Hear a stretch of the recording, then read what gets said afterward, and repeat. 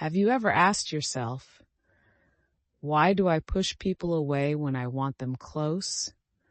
Or why do I give everything in love and still feel like it's not enough? What if the way you love was never fully your choice, but something shaped long ago when you were too young to understand?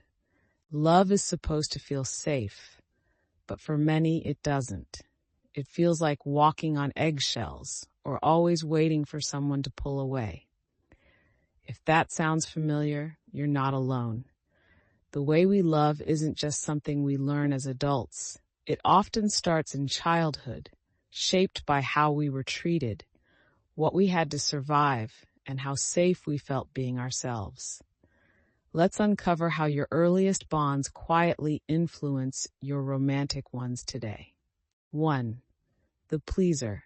You became the peacekeeper. You grew up around tension, maybe a critical parent, maybe unpredictable emotions. So you learned early on, if I just behave, if I just please, maybe things will stay calm. Now in love, you say yes when you mean no. You apologize even when it's not your fault. Because deep down, you fear conflict means rejection. But here's the thing, keeping everyone else happy often means losing yourself. 2. The victim. You learn to disappear. Your childhood felt chaotic, maybe yelling, maybe silence, but never safety. You survived by shrinking, by staying small, quiet, invisible. As an adult, you might fall into relationships where your needs go unnoticed. You wait for love but rarely ask for it, because you were taught love doesn't listen. But healing starts when you learn that your voice matters and deserves to be heard. 3. The controller. You took charge because no one else did. No one protected you, so you protected yourself. You became the one in control of emotions, of situations, of people. Now in relationships, control feels like safety. But when your partner pulls away, you panic, not out of anger but fear. Fear of being helpless again.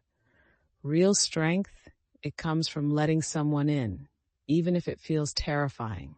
4. The vacillator. You swing between love and withdrawal.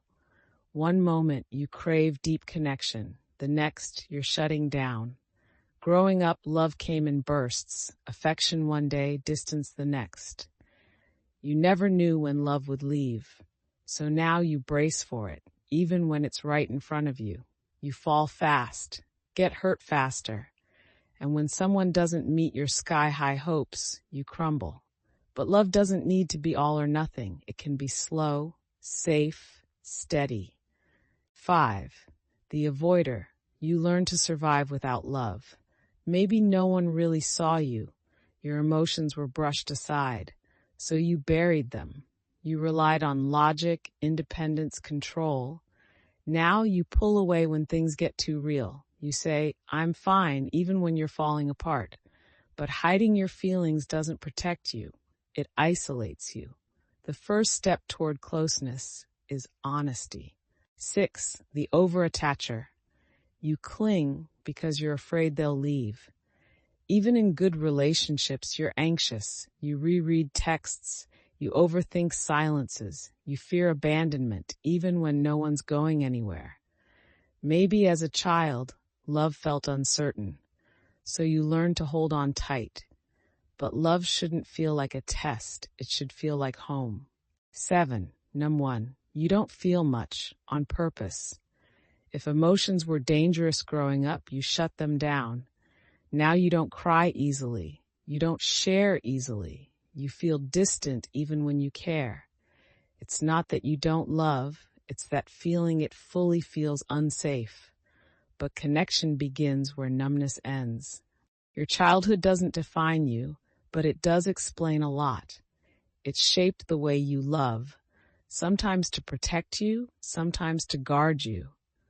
But now, you get to choose, to unlearn, to heal, to rewrite your own love story. So, which of these love styles felt most familiar to you?